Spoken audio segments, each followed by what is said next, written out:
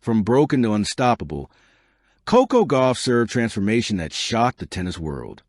There are stories in sports that feel inevitable, tales of prodigies rising effortlessly, gliding past obstacles as if destiny itself cleared the path.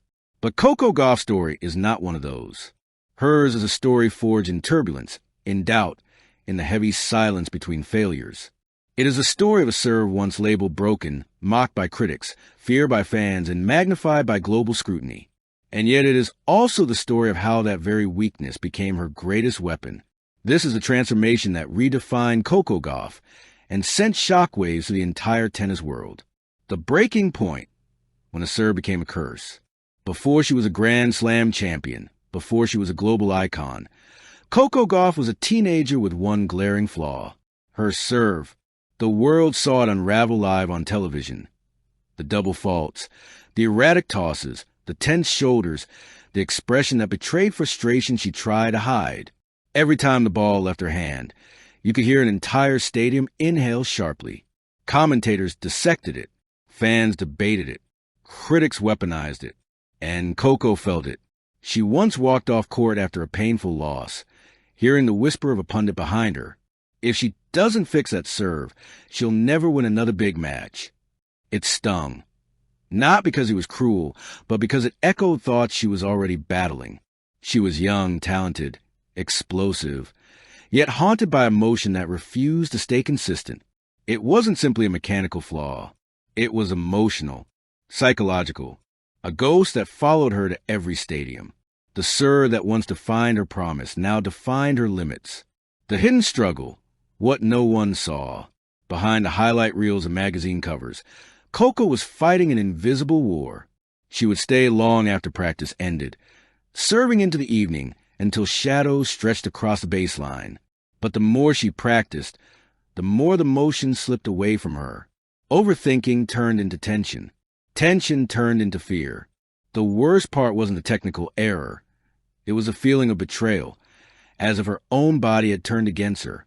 Coco confided to her coach one night, "It feels like my serve hates me." It was said as a joke, but the exhaustion behind it was painfully real. For a moment, it seemed like the tennis world might witness the early plateau of a prodigy.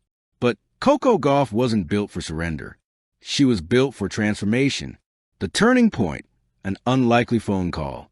The breakthrough began with a phone call Coco almost didn't make. Her team had been in quiet contact with Zara Tennyson, a former professional player turned biomechanics expert. She was not a celebrity coach. She didn't work with stars. But she had a reputation for something Coco desperately needed, rebuilding broken motions. Zara watched tape, listened to interviews, studied Coco's demeanor. Her verdict was blunt. She doesn't have a serve problem. She has a trust problem. And just like that, everything shifted. Coco flew out of California for what she thought would be a technical boot camp. Instead, Zara handed her a notebook. "Before we fix the serve," Zara said, "we fix the story you're telling yourself about the serve." Coco blinked. She had expected drills, not psychology. But Zara wasn't repairing just a skill. She was restoring confidence. The reconstruction, breaking down to build up, the process wasn't glamorous. It involved slow-motion recording, hours of note-taking, practices where Coco hit fewer serves but thought about each one more deeply. Zara broke her serve into parts. The toss, the shoulder rotation, the weight transfer, the snap, the follow-through. Each piece was examined like a puzzle. Coco discovered that her toss drifted when she got nervous. Her shoulders tightened under pressure. Her legs weren't fully engaged. Her rhythm collapsed when she rushed. But Zara never criticized. She only explained. "Your serve isn't broken," she reminded her. "It's just out of sync with who you've become. You're stronger now, taller, faster. Your serve hasn't caught up yet." That became the mantra. Let the serve catch up to the player. The grind era for AM courts, rain drills, and silent practices. Once the mental block lifted, the physical work began, grueling, relentless, transformative. Coco served in rain jackets to adjust to weight shifts. She practiced tosses in windy conditions to build adaptability. She did core strengthening twice a day. She studied slow-motion videos of Serena Williams. She trained her legs to explode upward with precision.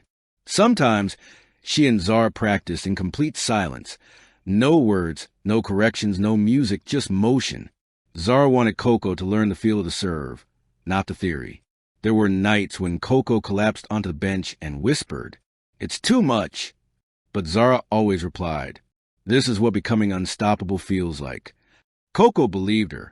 The emergence, a serve reborn. The world first noticed a change in Madrid. Her toss was cleaner, her shoulders loose, her legs explosive. Fans murmured. Commentators raised eyebrows.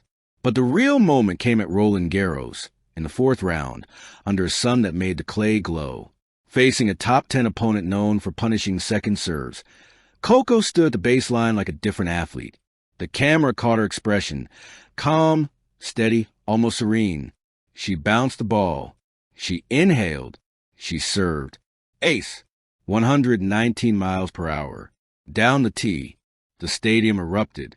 Her opponent looked stunned. Twitter went berserk. And Zara, watching from the stands, just smiled, because that was only the beginning. The shockwave, when the tennis world realized. By the time Wimbledon arrived, Coco's transformation was unmistakable. Her serve had gone from liability to lethality. She led the tournament in first serve points won. She hit aces at will. Her second serve, once the center of criticism, became bold, biting, unpredictable. Commentators began calling it the Gauff Cannon, one of the most improved serves in WTA history. A masterclass in reinvention. Her opponents struggled to read it. The legacy, what her serve transformation means for tennis. What Coco accomplished wasn't simply mechanical mastery. It was a blueprint. Failure is information. Rebuilding is strength. Confidence is a skill. And reinvention is an art. Today, young players around the world study Coco's serve the way previous generations studied Serena's and Venus's. Coaches use her transformation as a case study. Analysts dissect the before and after footage like scripture. Her story is a testimony to resilience. She didn't quit. She didn't hide. She didn't accept the narrative the world wrote for her. She rewrote it herself. The final truth, from broken to unstoppable. In every athlete's journey, there is a turning point, an obstacle that threatens to define them. For Coco Gauff, that obstacle was her serve. And yet, that flaw became the forge.